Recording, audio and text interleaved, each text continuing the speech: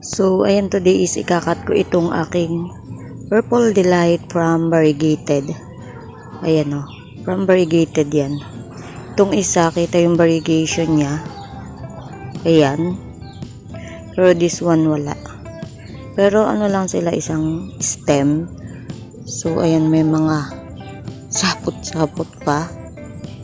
Ayan, gusto ko kasing paramihin ng aking Purple Delight. Ayan, tsaka mahaba na siya. Ayan, may baby siya dito. Pero konti lang yung pinaka-variegation niya, hindi halata. So, gusto ko siyang ikat para dumami at magka-baby. Then, ayan, ang ating from Variegated. Ayan. Ito ang ganda, oh. Ang ganda niya. Then, ikakat ko siya. Cut na natin siya. Mag-iiwan ako ng leaves. So, ayan, dito. Ang ganda niya, 'di ba? One of my favorite succulent. Sobrang ganda niya kasi. So, ayan, nag-iwan ako kasi pag hindi ako nag-iiwan, natutuyot yung pinaka-stem niya. So, tanggalin lang natin yung mga leaves sa ilalim. Yan, para madali natin siyang itanim, then pampropagate yung mga tinanggal natin. So, ayun, ang ganda. Ganda niya, diba? Yan. Ganda ni Purple Delight.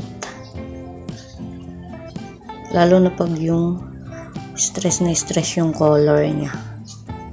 So, this one naman, yung may variegation. Tumataob na kasi kaya pinatong ko sa may pots. Mahaba na din siya. So, ito, mag-iiwan din ako ng dahon. Pag kasi hindi ako nag-iiwan, pag kinat ko sa Purple Delight, pag kinat ko is natutuyo yung stem niya. Natutuyot siya. So, ayan. Tanggal lang ako. I-propa natin to.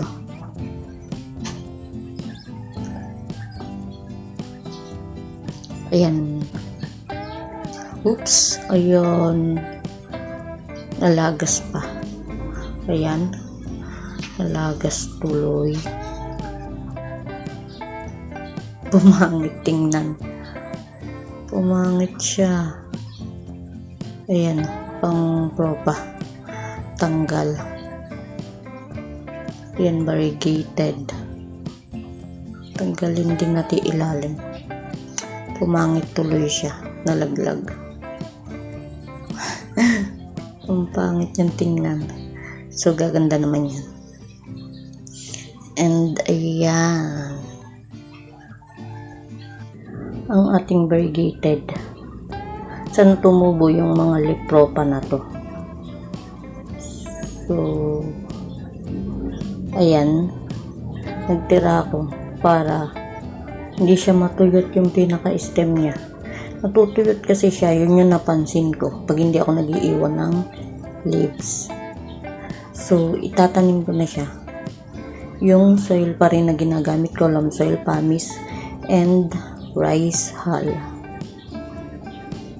So, ayan, tuyo naman yung soil na to, kaya tatanim ko na din siya agad.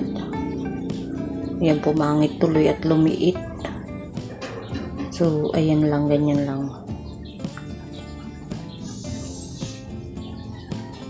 Pumangit tuloy yung variegated. Nalaglag kasi.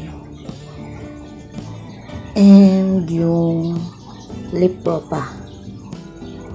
Ayan, madami din. Tingnan natin kung lalabas yung variegation.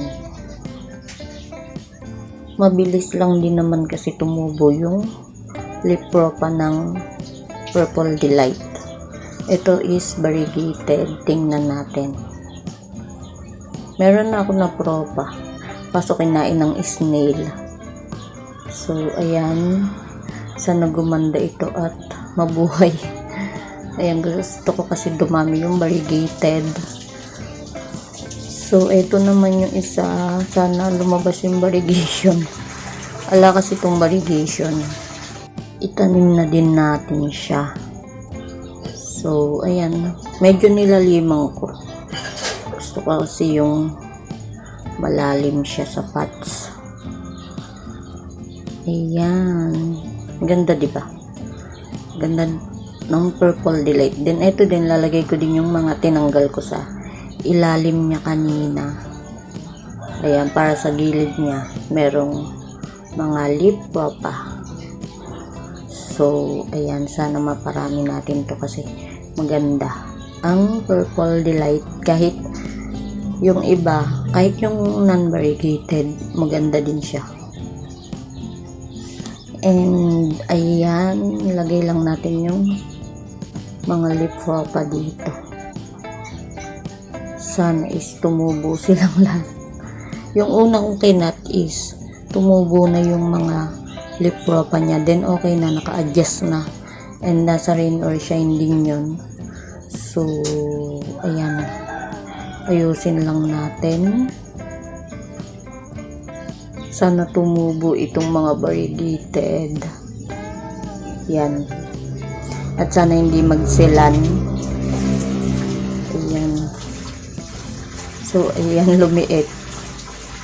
Gagaling na to, oh. Kahit from bar, hindi lumabas yung variegation. Maganda pa rin naman. So, ayan, ang nakat natin. Itinanim na din natin agad. Tapos, eto. Sana tubuan ng new baby. Then, ayan yung baby niya. Ayan o, konting-konti lang yung variegation niya.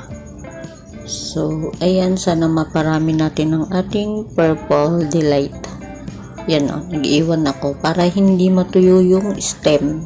Ganun kasi yung kinat kong isa, natuyo yung stem nung hindi ako nagtira ng leaves. So, ayan o, ang ganda.